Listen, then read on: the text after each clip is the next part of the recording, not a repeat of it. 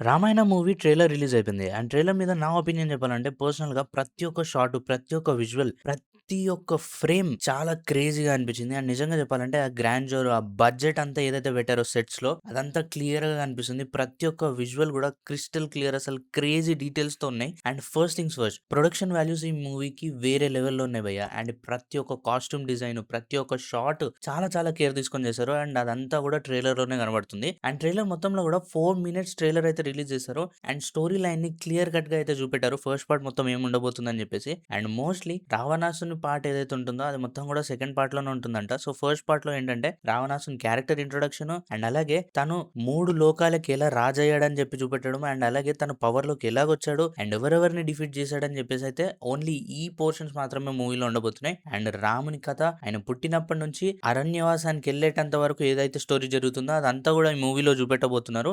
Mostly cliffhanger for the first part will be Sita అపహరణ and దాని తర్వాత రాముడు ఏం చేస్తాడని చెప్పేసి చూపెట్టడమే ఈ మూవీకి మెయిన్ పార్ట్ అవ్వబోతుంది.